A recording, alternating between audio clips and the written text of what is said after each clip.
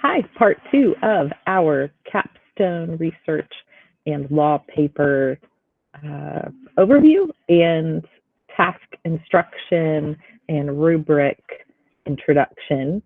So you can begin actually working on your papers. But to continue from where we left off regarding that big concept of accreditation and how programs are accredited, to say that when you go out to teach in a school, you come from a program that's nationally recognized to provide special educators that are trained within the parameters and in line with all of the standards nationally that are expected of you.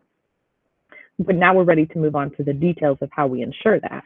So what I'm going to do is I'm going to walk you through, I'm going to show you the end game, where it's the overview of the research and law paper capstone task that you will have completed all the sections of by the time you complete your special education program. Or if you are taking courses within the special education sequence, even if you do not obtain licensure in special education, I'm going to take you from the here's what the project looks like step backward to where it was developed from, what sources we used, and where that landed us, and then take you right back to where you began with the capstone overview for the research and law paper one more time, just so you can connect the dots and understand the actual process for writing the capstone paper for each course where a section is required.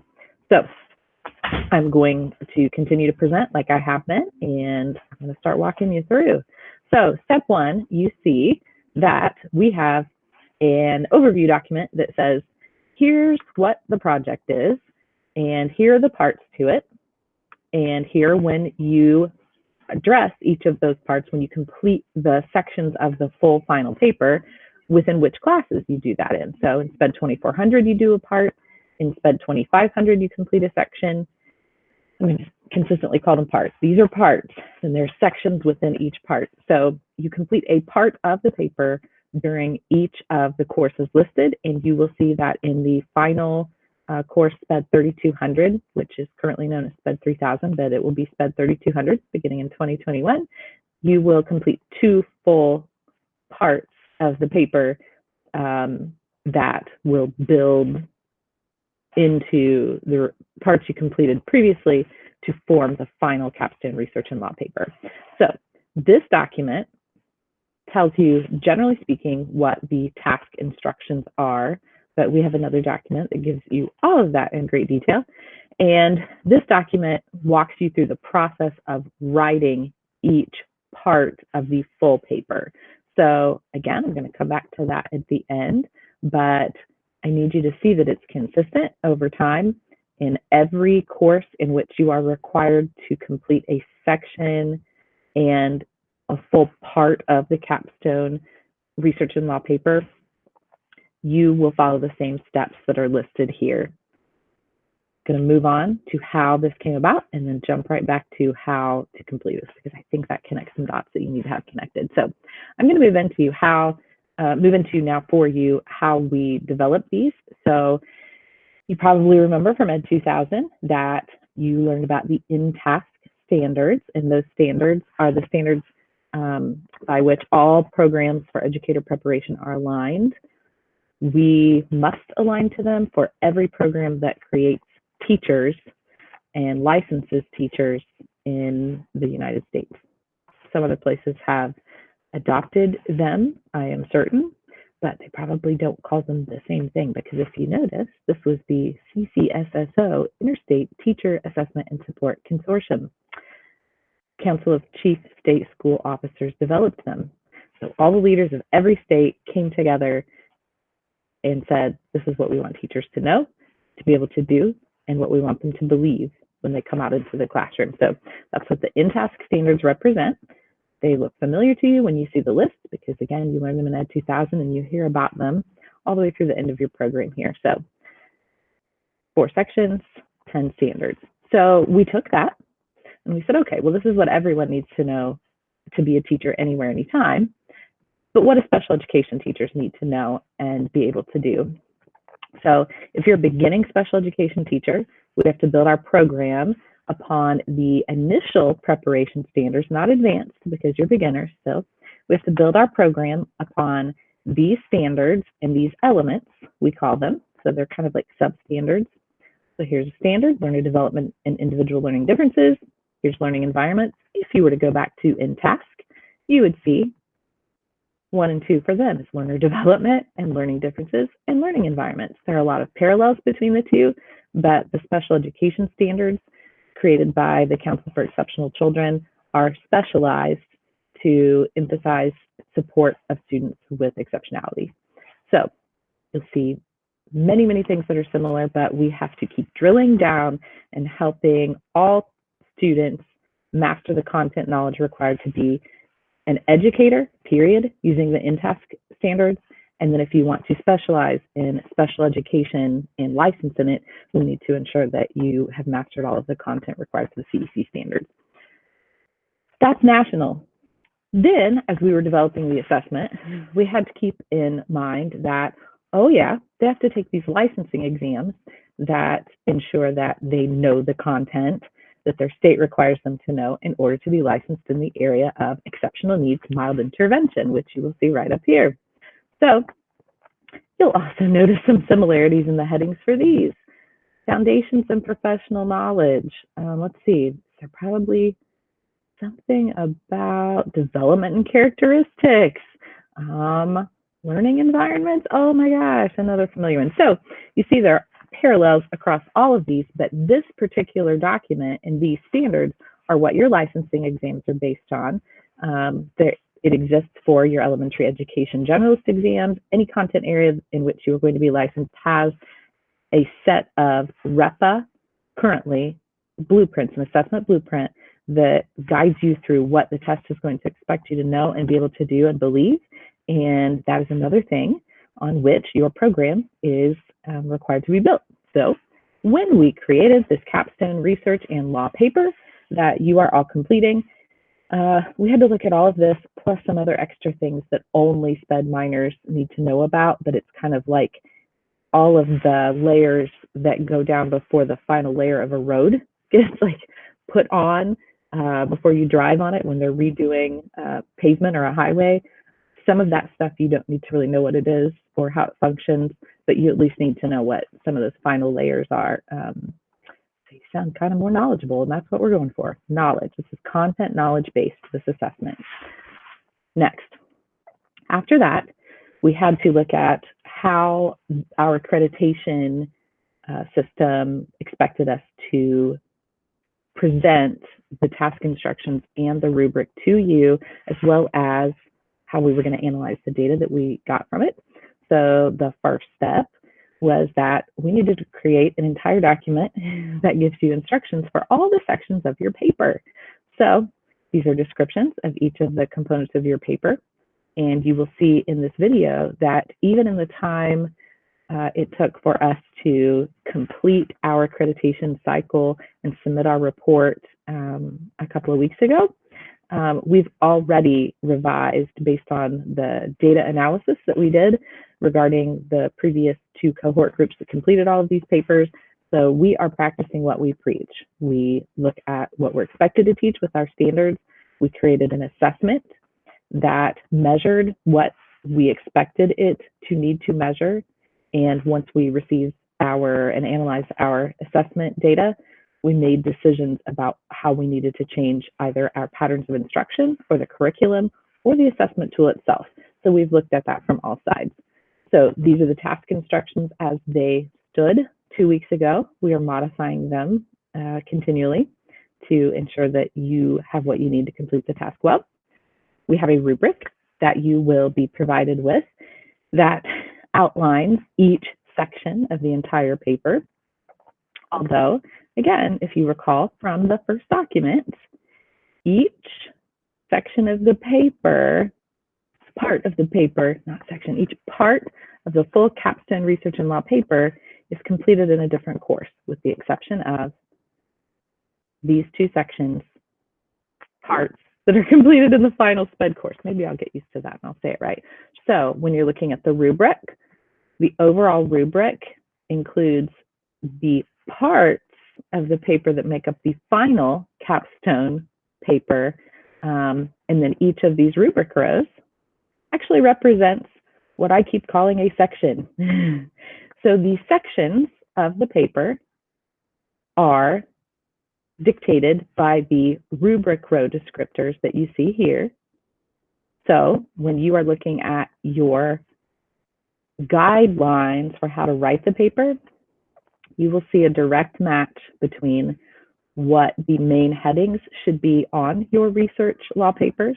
For example, legal and practical issues and trends. If I go back to the rubric or the first paper, part 1, the first rubric row descriptor is legal and practical issues and trends. So the rubric guides your development of your paper as it should, and if you don't look at it, then it could be disastrous. So when I also look at the rubric and I look at the column headers, they align: highly effective, effective, needs improvement, and ineffective. They align with the statewide expectation for rating system descriptions. So when you are evaluated as an in-service teacher, they ask you to understand that you are rated in one of these or as one of these 4 descriptors, and that's reported publicly, not by your name, but it's aggregated data by school, and that helps determine if your school meets state and federal expectations, as well as is a reflection upon our program effectiveness as a unit and as a special education teacher provider. So our goal when we write the rubric is to make sure that the effective descriptor is what we would expect baseline, nothing less, and it doesn't have to be more, but at a baseline level, we must have you performing at an effective level on all parts of the paper, as well as each section. Watch me doing that correctly now. So we want to see you performing at the effective level for each of these rubric row descriptors, which are also going to become your main headings for each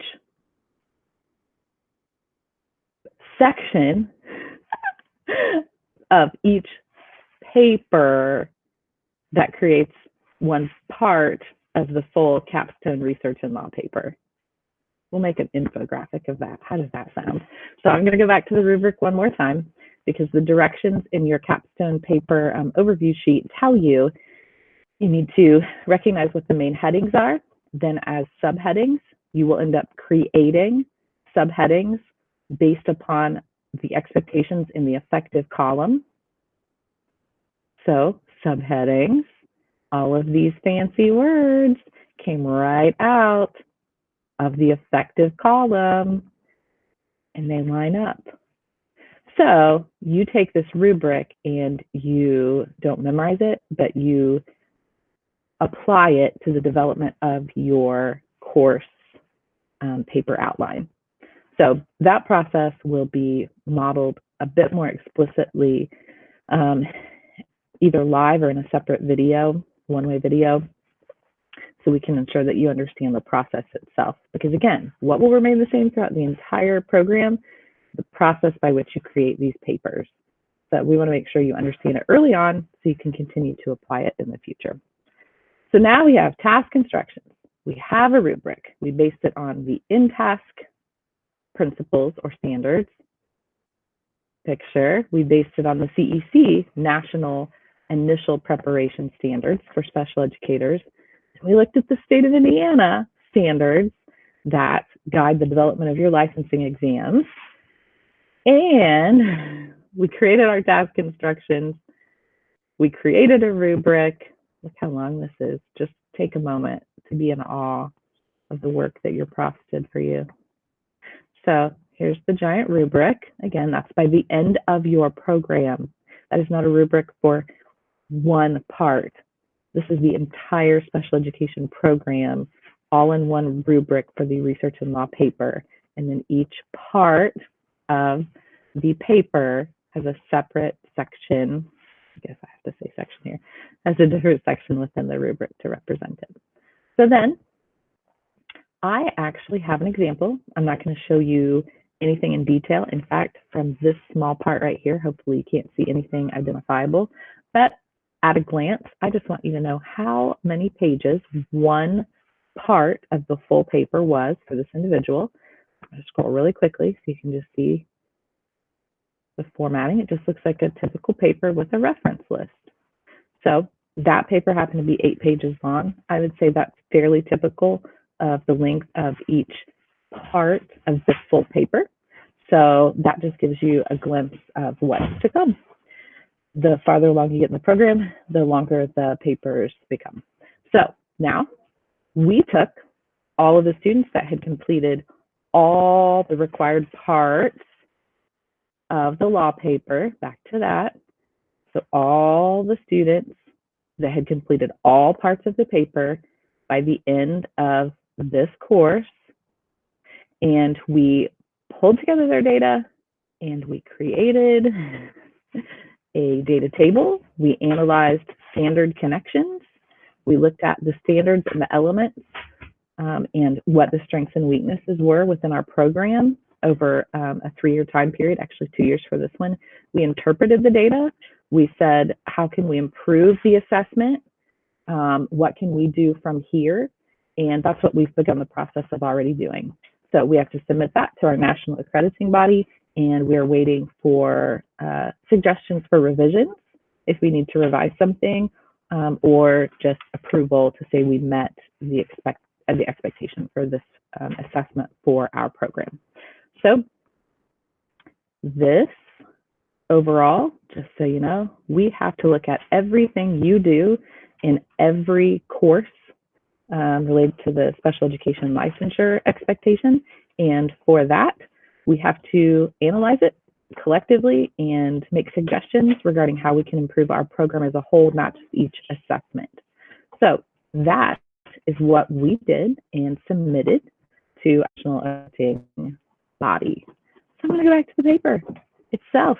Now that you know the why, the relevance, and you're just completely engaged in the whole process, this deserves, again, a separate small video to walk you through the example that's presented here for you, because it involves procedures and processes specific to the online learning experience we're in right now that we may revise a bit when we're face-to-face again, but I want to make sure that you have all the information you need without confusing matters by extending this video to include this part. So this is the conclusion of part 2 regarding your capstone research and law paper and how our accrediting body is going to view your work and ours in developing this assessment.